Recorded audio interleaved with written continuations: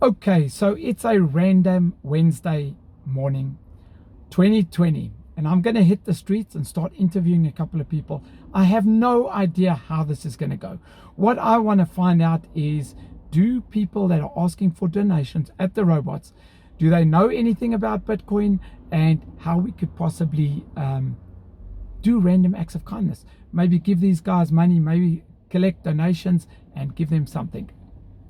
In addition to that, I also just want to dig a bit deeper, find out a bit more about what's happening, what people's stories are, and try and get out there and start doing some interviews.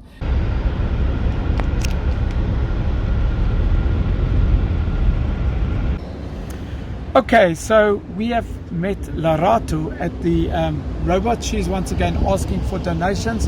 So we're just going to dig a bit deeper and find out what has got her to this point. Lerato, how long have you been asking for donations at the robots? Yeah, it's 4 years now because we short food, place for stay, and I'm one baby child, and I'm suffering because we short food. I'm still here in the bush.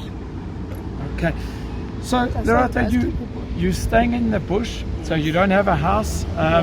You at the robot asking people for money, and are people giving you money? Are people normally generous? Or do they not give you money? People you give me sometimes you telling me you buy me food because you want to give my baby food to eat. So here we have Lerato, a single mother out on the street, by her own admission living in the bush. She has no cell phone, no bank account, and no economic inclusion of any kind. When governments and regulators tell us that they are trying to protect the consumer out there and to protect the man on the street, my question is, where is the protection for someone like Lerato? It was heartbreaking to hear her story, and we compensated her with a couple of R100 for her time and for the interview. Now, I think we all know that a couple of R100 is not going to change her situation. It is simply going to give her a couple of days' food. She was very grateful for the compensation, and I was deeply grateful for her time and for actually giving us the interview. Okay, let's move on to our next guy. Living here? Yeah, but me, I'm living down there. Yeah, that's good. Okay, so we found you here at the robot asking for donations. Let's start off. What is your name? My name is Isaac. Isaac, nice to meet you. I'm Richard. Okay, Isaac, now tell me something. How long have you been standing at the robot asking for donations? I have some few months, maybe 8 months, because I was in the prison first, and then I come out, and then I couldn't find a job. So I don't want to be that's why I tried to ask. Okay, Isaac, that's very interesting. So you were in prison, you came out of prison, now you don't want to go into prison anymore, so that's why you are standing at the robot asking for donations. Once again, guys, this is just a situation where it is really difficult for people to actually come out and get back into normal society. Isaac, if you don't mind me asking, why were you in prison?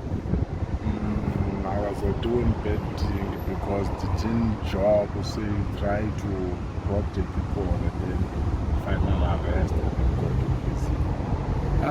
Okay, so you were robbing people? Yeah. Okay, all right, I understand. Okay, so now Isaac, one more question. We want to try and ask the people on my channel if they will give you donations. So have you ever heard about Bitcoin? Bitcoin. Yeah. I didn't know Bitcoin. Okay, no, it's all right. I can understand that. So Bitcoin is it's a different type of money. But we're just asking everyone if they know about it. It's all right if you don't know about it. No problem. Here we have Isaac. Isaac came out of prison 8 months ago and has been on the streets ever since. He went to prison because he was robbing people and, in his own words, did some very bad things. But there is no way for Isaac to find any type of economic inclusion. He has no cell phone and no bank account. He is out there on the street begging to make ends meet. Now, for me, it's very difficult to visualize how society or how regulators, government, anybody could uplift someone like this. It is just painfully clear that our current financial system is failing, and it is failing many people. Something needs to be done. With this in mind, I don't for a second think Bitcoin or cryptocurrencies could help in a situation like this. But what I do think is that by us excluding any type of alternative financial system that may give people a glimmer of hope seems ludicrous. So Isaac was also financially compensated for his interview. He seemed very pleased with that and even said to us that we should come and do more. Okay, let's move on to the next guy.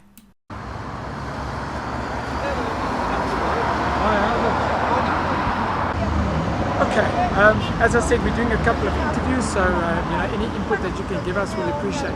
So first of all, what is your name? It's Julian. Julian, my name's Richard, pleased to meet you.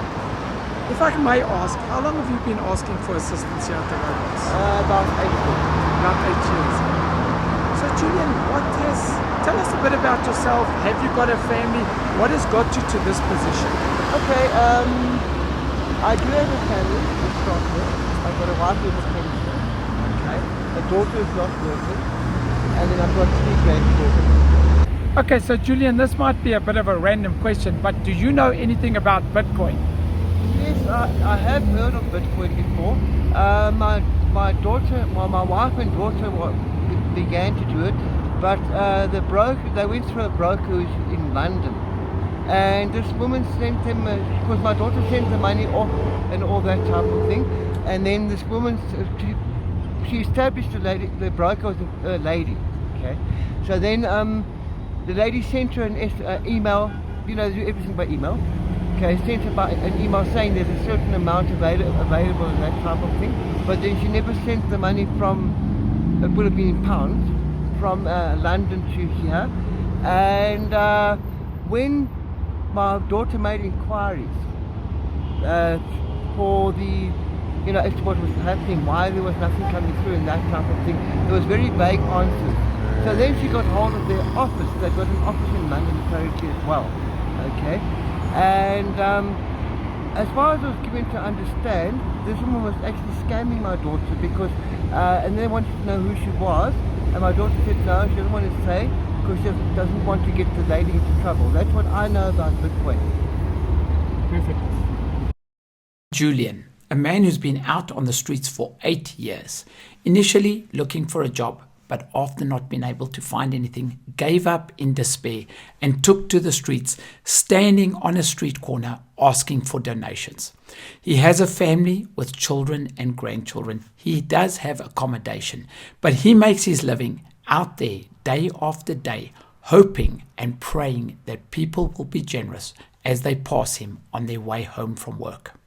Julian has no cell phone and no bank account, but he's not excluded from the economy because he does pay rent and he does have expenses because he sends his children to school. So while things do not look great, at least it's one step up from a homeless person who has absolutely no hope. Now, surprisingly, Julian knows about Bitcoin, but unfortunately, he knows about Bitcoin because he was scammed, or his daughter was scammed, out of the little money that they own. Maybe this is what the regulators are talking about, protecting the man on the street. Let's not forget, Julian was scammed because he was already desperate, willing to try anything to make some extra money. It seems that the answers are not simple, but one thing we know for sure is that the current financial system is failing millions of South Africans every day. And I believe it's time to look at the alternatives. This video might be quite controversial, but I'm just trying to keep things real.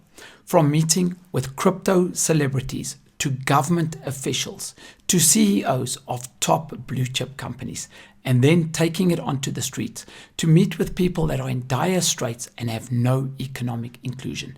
That's the type of thing that you can expect on this channel. Broaden your mind, expand your horizons, and do something that lets you get out of your comfort zone. That's it from me. I'm out.